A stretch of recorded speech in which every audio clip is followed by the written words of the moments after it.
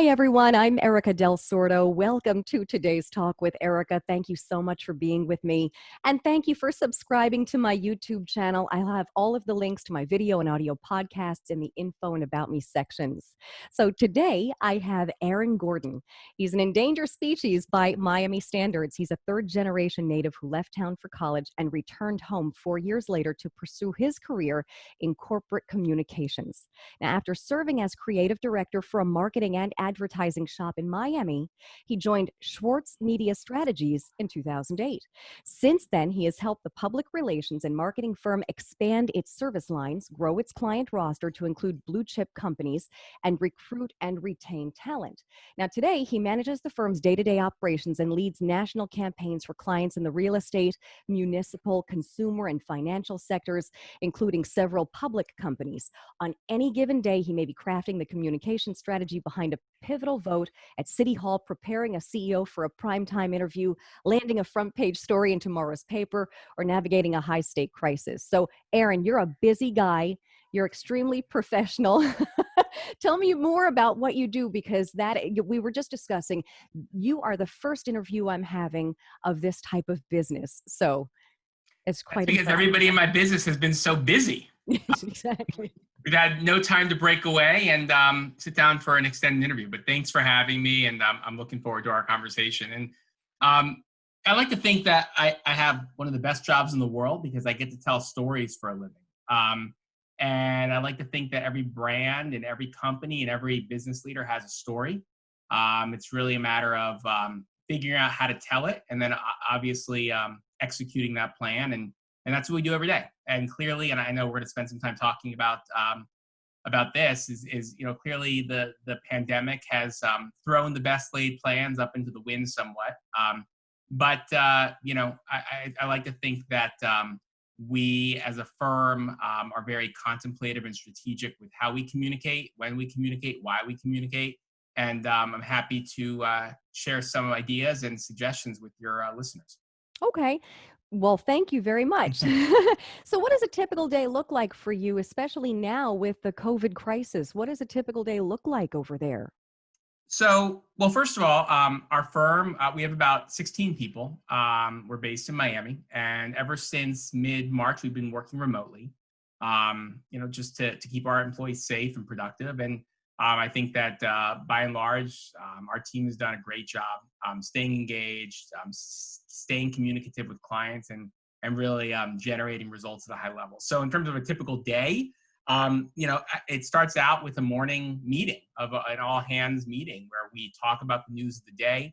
We talk about what our clients are up to, what is on the, on deck for the rest of the week, and how our clients can be or are part of the news. And it's really up to us to figure out what we want to communicate and what strategies we're going to put to work to make sure that our clients' messages are getting out to their audiences. And that's really the name of the game in terms of what we do as a communications firm. So on any given day, we are dealing with reporters and editors around the country, around the world, certainly across Florida, educating them about what our clients do, positioning our clients, be it a bank or a law firm or a municipality, positioning them as thought leaders so that they are out there talking about the things that are relevant to their audiences and the public at large.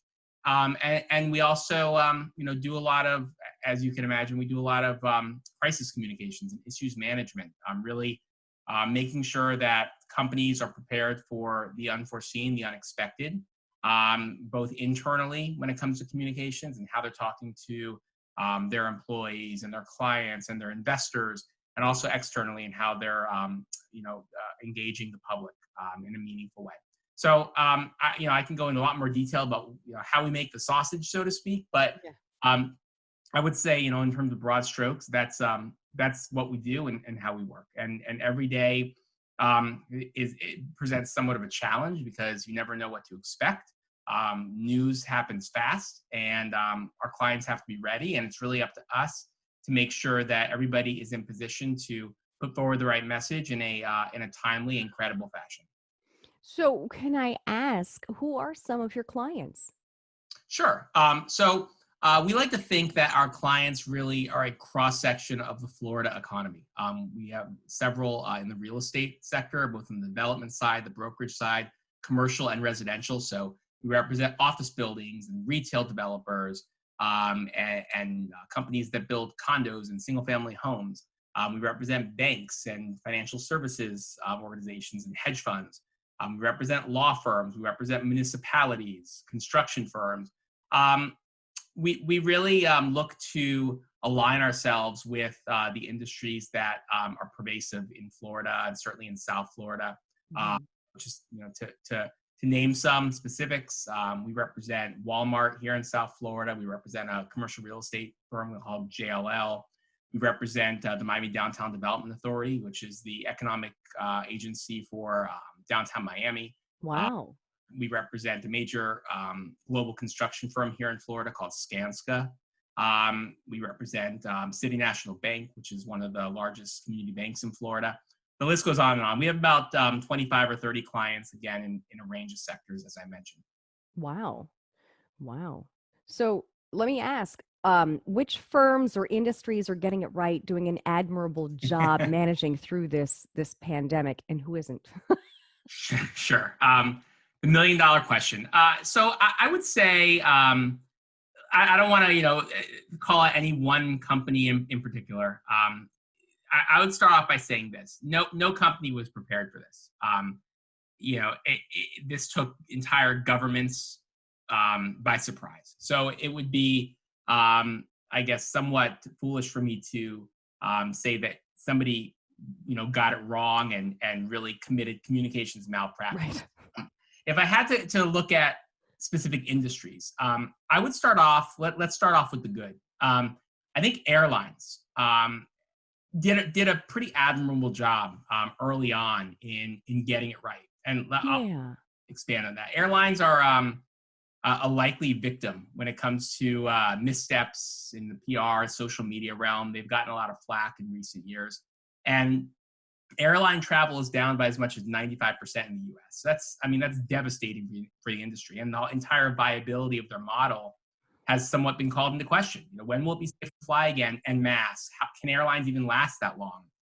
And I think that going back to March, domestic airlines were really among the first companies to really adapt to the realities of the pandemic and what it meant for their business. And I think that if you look at airlines, pre-pandemic, they are kind of defined as having very rigid policies when it comes to rescheduling and canceling. And I think we've seen them become more flexible. And that's a great thing. It's pro-consumer, and I think it's very in sync with the way of the world right now. I think we saw early on cleaning protocols were amped up. They were doing everything they could to put passengers at ease with getting on a plane, even if it's in a scaled back fashion. They were one of the earliest adopters of mandatory masks and requiring that on their planes. And I think along the way, they've been proactive in communicating their policies to passengers and the public, sending a message that balances public safety with the reality that some consumers just still aren't comfortable with flying. So for the most part, airlines' communication strategy has been effective. It's been reasonable. It's been consistent. And I think in the last week or two, we've seen some news that some airlines are going to relax some of those social distancing protocols. We'll see how that goes. And I think that they should be cautious in doing that. Yeah. Yeah. Industry that I think has really made up lost ground is our banks. And I'll explain why. Throughout the pandemic, I think banks in particular have been sort of intermediaries between the federal government, small businesses and individuals that are struggling financially due to the economic slowdown. 6 months ago, banks were really fueling 10, 11 years of economic prosperity, and they've since have had to pivot to help their communities really stay afloat. And you look at something like the Paycheck Protection Program that the SBA rolled out, and that has not been without criticism, granted.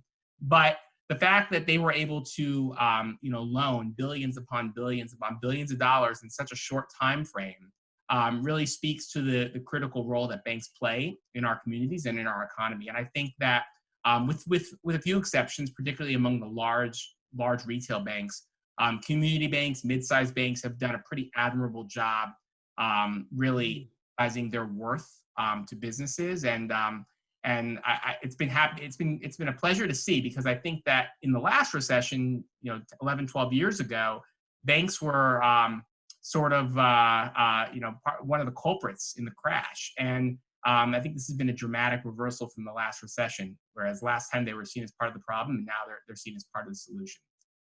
Right. The other part of your question was who has stood out for the wrong reasons, who maybe hasn't gotten it right. If I had to pick an industry that I think has maybe fallen short of expectations, I would look at the cruise lines. I think the Okay. major cruise lines were really caught flat-footed when their ships were some of the earliest hotspots, dating back to February and March. Mhm.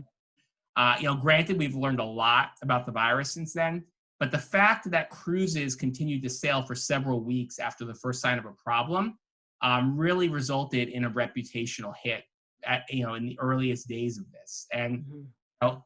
all told, I think there's been something like 60, 70 deaths linked back to cruises. And I think there's a lot of questions that will be raised once the dust settles. And you certainly need to look at how cruise lines dealt with getting their employees, many of whom are international, getting them home safely.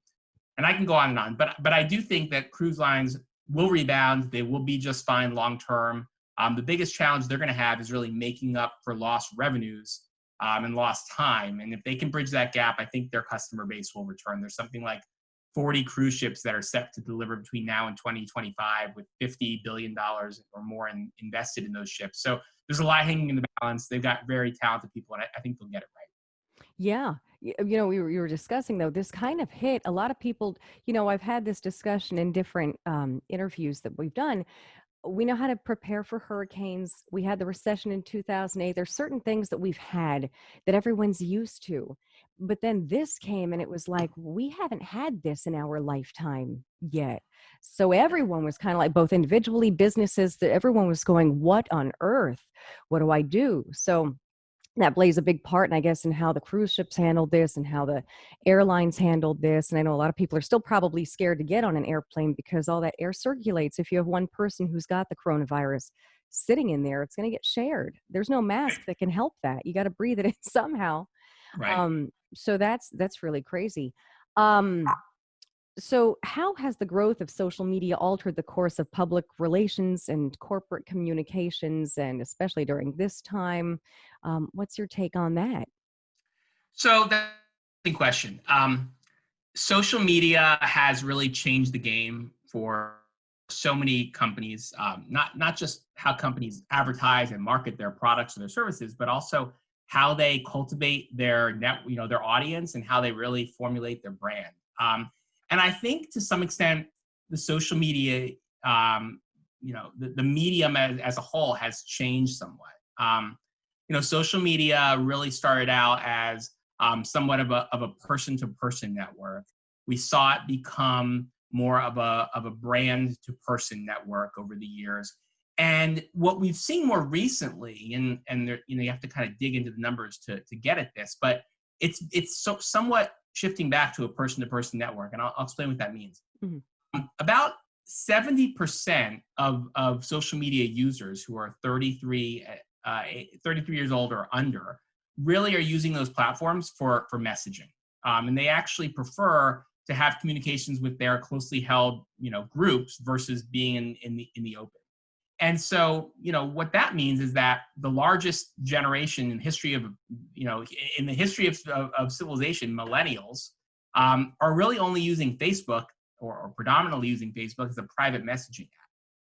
And I think what that does, to some extent, it has diluted the value of social media in the advertiser's eyes. By no means has it killed it. It's alive and well as That's true. platform. But I think that what we're starting to see is that the way advertisers are using social media is changing. And I think what it really creates an opportunity for businesses. And here's why. I would say 5 to 10 years ago, companies were looking at social media as somewhat of a silver bullet for communications. It was going to spell the end of traditional media and print media and broadcast media.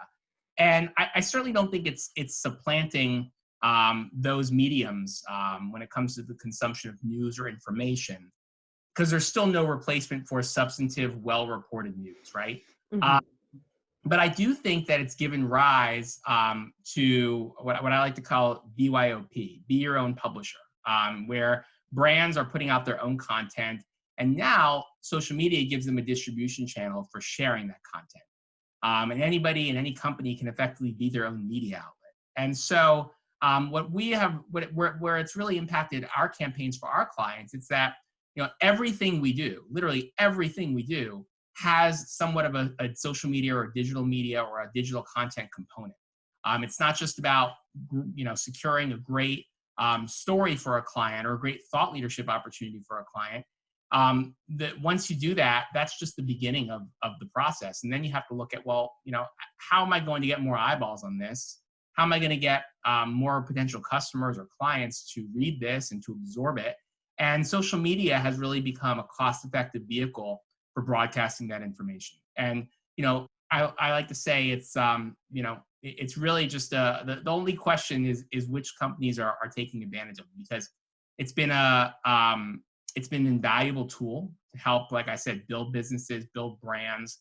And I don't know that it's really undermined or cannibalized the impact of other forms of communication. I think it's just broadened the horizons for what brands can do in telling their story.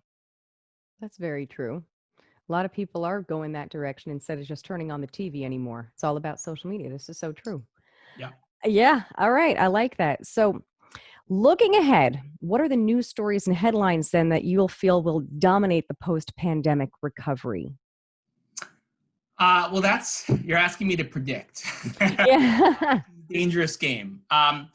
Look, I think that let me start with social media and the digital advertising realm, because I think that's that's important. I think that Facebook and Google are really they're dominating the digital ad space, and they are hiring. Facebook and Google, their hiring is up this year, like something like 25% by headcount. Meanwhile, you've got legacy publishing brands like Condé Nast and Fortune is down 10 to 15%. So what we're seeing is a migration of talent from from traditional mediums and traditional media outlets to digital platforms. And what does that mean? It means that, and I'm just looking ahead to next year and what so-called headlines may be. Hmm. It means that there's going to be, I think, a crackdown on the big digital platforms from a antitrust standpoint. And I Really? that carries significant business implications. I think that you're going to see a lot of pressure on the Facebooks, on the Googles, and possibly the Amazons of the world to break those companies up. And I think that's going to be a story that we're reading about for the next 12 to 18 months. If you're asking me to predict, where the news lies, Hmm. I don't see any way around that, especially if there's a change in political leadership. I think it's only a matter of time that we see the sort of an about face with regards to digital publishing and digital advertising. Where does Twitter kind of stand in that? Is Twitter as big as it used to be? Where does Twitter stand in that? What about Instagram? What about all these different avenues? So, well, Social media. Instagram is part of Facebook, so that somewhat gets lumped in. That's true. And the Instagram and WhatsApp are the two fastest growing parts of the Facebook behemoth, so to speak. Hmm. And I think that as for Twitter, Twitter is interesting because it has an incredibly loyal following as a social media platform. What's been elusive for them up to now is the profitability. They haven't figured out a way to capitalize it and to capture ad spending on their platform, and they've done it to some extent, but it hasn't really had the success that Facebook has had. So I think that you're going to see Twitter migrate to a subscription model where they might charge users, $3, $4, $5 a month. Really? And Wow. and I think that's probably a great strategy for them, just because if you look at usage, when you Hmm. they're passive the number of people who are signed up with Facebook accounts but don't really post versus Twitter. Twitter blows them out of the water. So Wow. is that people that are on the platform, even though it might be fewer people, love using it and don't want to live without it, and they'll be, I believe, happy to pay for it. The other thing, if we're talking about what's to come next year, I think we have to go into 2021 knowing that there's going to be a national, probably an international debate over a coronavirus vaccine, and that's going to dominate news stories for the next year and beyond. And I think I just saw recently an Associated Press poll that found 50% of people who took the poll were either very concerned or still concerned about taking the vaccine. What that tells you is that there's a lot of consternation and hesitation for a variety of reasons. And I think that's going to be a pervasive conversation that plays out throughout society and communities everywhere over the next 6, 12, 18 months. And all this is going to come to a head in 2021 when employers and school districts need to make a decision. Are they going to require the vaccine to come back to work or come back to the classroom? So, these are the headlines. You heard it here first. That is so true. That's very true, because that vaccine issues, it seems like that's in the news every year. Right. I mean, there's been people who don't want to. People don't want to take the flu vaccine though. For 40, 50 years. It's correct. Stop now, especially with the speed with which they're developing this one. Right. It's really funny. You heard it here first. That's so true. It's because it is. It's so funny. We were talking about also, all the the ads that they have on, and how I'm sure everyone using all of this hand sanitizer and everything's going to be unhealthy for you, and what's to come with everything that's going to pop up in 2021. And I'm really hoping that this coronavirus is under control by then. Don't we all? I'm hoping my kids can be back at school in a month. Yeah, you and everyone else. Oh my goodness. So what's your company's website? Where can folks find your company? Sure. So our website is Schwartz, that's SCHWARTZ-media.com. And we've got a blog up there. It's called the Soundbites blog. Great. Where you can, get the latest updates on topics like the ones we're talking about today, and find out what's happening in the industries in which we work and in the communities that we serve. Oh, that's perfect. Okay. And I'll have your information, your website, everything is going to be in the info and about me sections. Would you like to add anything before we close this up? The only thing I would add out there is for all the business owners and business leaders that may be listening. It's very tempting in a crisis like this one to take a pause or to go dark. And what I would tell you is that no brand should be going dark right now with their marketing, their public relations, and social media. Granted, though, that those initiatives can't take place in a vacuum, but it's perfectly acceptable to stay active on the communication side, so long as the message is sensitive and the objectives are clear. So, right now we're helping clients send the message that their business is sound, communicating how they're making an impact on their community, and really talking about the steps they're taking to do right by their employees and their customers. And this isn't about self-promotion. This is really about sending a message that business doesn't stop, the economy doesn't stop, life doesn't stop. And when you send that message, you're motivating colleagues, clients, the public at large, and giving people hope that we're going to get through this with clear-eyed goals. I love that. That's a great note to end on, honestly. I love that. Thank you very much. You've really helped a lot of, individuals and businesses today, I think, with all the information you gave. So thank you very much for being with me. Thank you for being the first to be on today's Talk with Erika of this caliber. So this was wonderful. So thank you. Thank you, Erika. I appreciate it. Thanks for listening to today's Talk with Erika. Join me next week for another discussion with the experts who help make life easier. Please visit my website, erikadelsordo.com, where you'll find all of my social media platforms and more. And be sure to subscribe to my YouTube channel. Once again, thanks for listening.